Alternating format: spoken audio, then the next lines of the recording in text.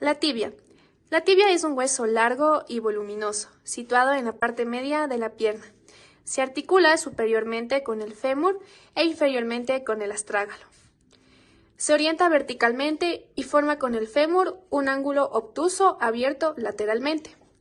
La tibia no es rectilínea, sino que está contorneada en forma de S cursiva, muy alargada, y presenta una ligera concavidad lateral en su parte superior y medial en su parte inferior. Describiremos en la tibia un cuerpo y un extremo superior y un extremo inferior. El cuerpo. El cuerpo es más ancho en sus dos extremos que en su parte media. Es de forma prismática triangular y se describen en él 3 caras y 3 bordes. La cara medial es lisa y plana. Se halla en relación con los tegumentos excepto en su parte superior, donde se da la inserción de los músculos sartorio, grácil y semitendinoso, como lo podemos observar a este lado. Estas inserciones se llevan a cabo en una zona rugosa, próxima al borde anterior del hueso. Recordemos que estos músculos sartorio, grácil y semitendinoso corresponden al grupo de la pata de ganso. Además, el músculo grácil, como ya lo vimos anteriormente, este va a ir desde la rama descendente del pubis hacia la cara media del cuerpo de la tibia. De igual forma, el músculo semitendinoso desde la tuberosidad isquiática hacia la cara media del cuerpo de la tibia. Por último, el músculo sartorio va a ir desde la espina ilíaca anterosuperior hacia la cara medial del cuerpo de la tibia. La cara lateral. En la cara lateral presenta en su mitad superior una depresión longitudinal en la que se va a dar la inserción del músculo tibial anterior. Recordemos que este músculo tibial anterior se va a dirigir hacia los metatarsos, como podemos observarlo a este lado. Por último, esta cara lateral va a estar en relación con el hueso peroné.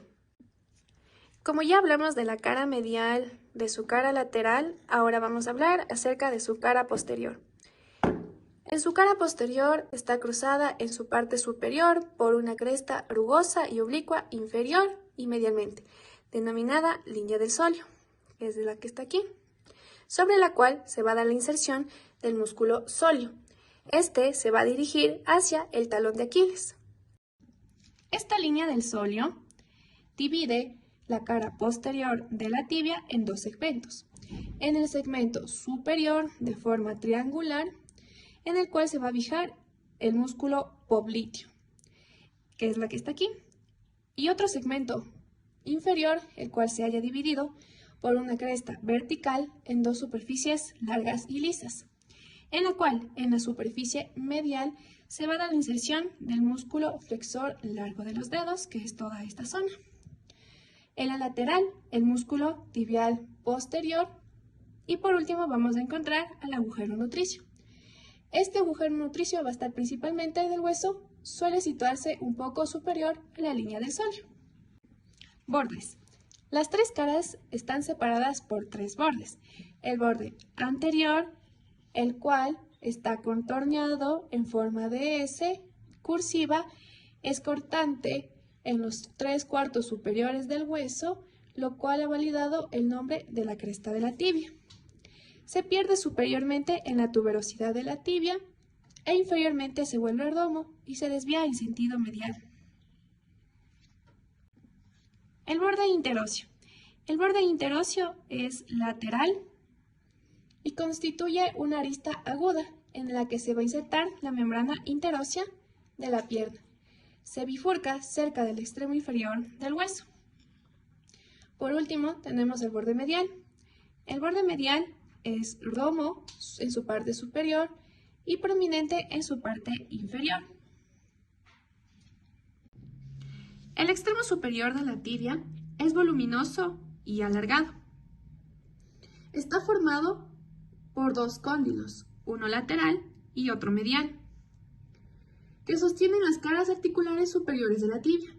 Las 2 caras articulares, cóndilos o cavidades glenoideas, están separadas posteriormente por una depresión y anteriormente por una superficie triangular, cuyo cuyo vértice inferior termina en una gruesa eminencia, denominada tuberosidad de la tibia, como es la que está aquí.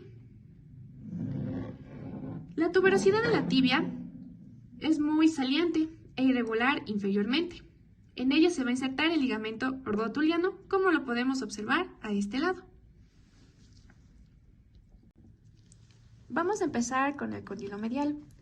Este cóndilo presenta posteriormente la impresión de inserción del tendón directo del músculo semimembranoso, el cual medialmente existe un surco transversal. En este surco transversal se desliza el tendón del reflejo de este músculo. Las caras articulares superiores son dos, una lateral y otra medial. En la cara medial es cóncava, más larga y menos ancha que la lateral.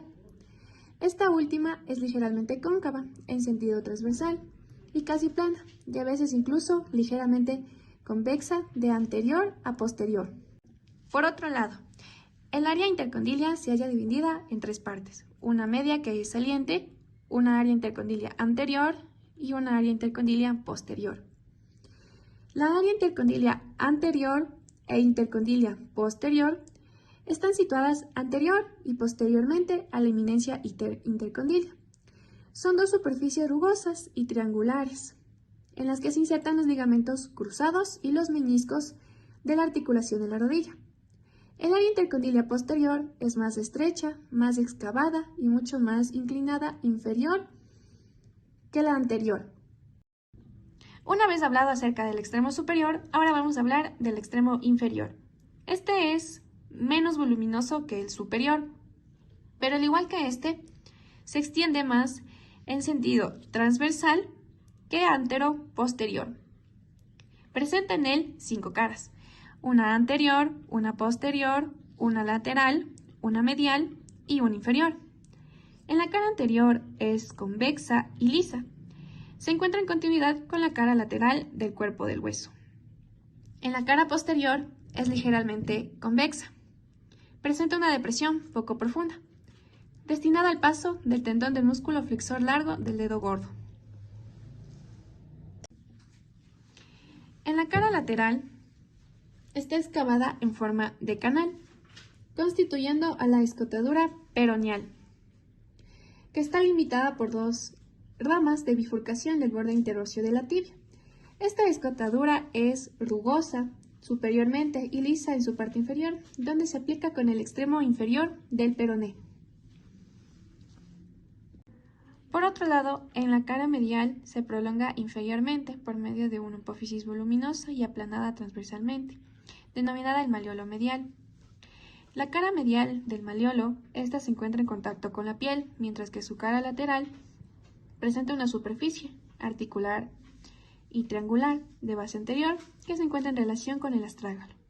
En su borde anterior es grueso y rugoso. En él se inserta la capa superficial del ligamento medial de la articulación del tobillo.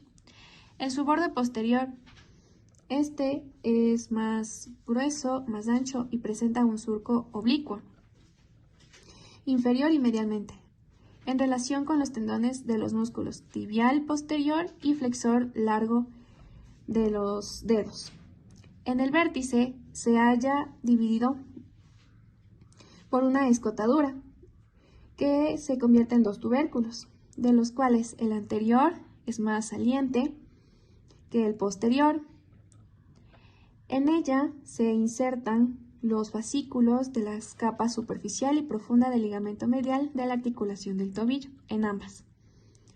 Y por último, en su cara inferior se trata de una superficie articular cuadrilátera, cóncava, de anterior a posterior y más ancha de lateral a medial. Está dividida en 2 partes, por una cresta romantero posterior, que corresponde a la garganta de la tróclea astragalina. Presenta continuidad medialmente con la del maleolo medial.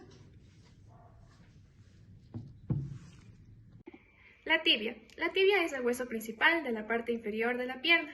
Permite varios movimientos gracias a sus articulaciones con el fémur y el astrágalo. Estos movimientos incluyen la flexión y extensión de la rodilla, así como la dorsiflexión, también la flexión plantar del pie en la articulación del tobillo. Además, la tibia participa en rotaciones de la rodilla y del tobillo. Movimientos de la rodilla. Tenemos flexión al momento de doblar la rodilla, como al sentarse o subir escaleras. En la extensión, enderezar la rodilla, como al ponerse de pie o patear una pelota. Uno de los problemas más principales que existen con relación a la tibia es con los meñiscos. En uno de ellos tenemos la lesión meñiscal. ¿Qué es esto? Es una rotura o desgaste del meñisco, una estructura fibrocartilaginosa que se encuentra entre el fémur y la tibia. Su función es amortiguar las cargas, estabilizar la rodilla y permitir una distribución uniforme del peso. ¿Qué tiene esto en relación con la tibia? Los meñiscos están ubicados sobre las mesetas tibiales, que es una superficie superior de la tibia. Cada rodilla tiene dos meñiscos, uno medial, que es el interno, y otro lateral, que es el externo. El meñisco medial está más firmemente unido a la cápsula articular y al ligamento colateral medial, lo que hace más vulnerable a lesiones. ¿Cómo se produce una lesión meñiscal?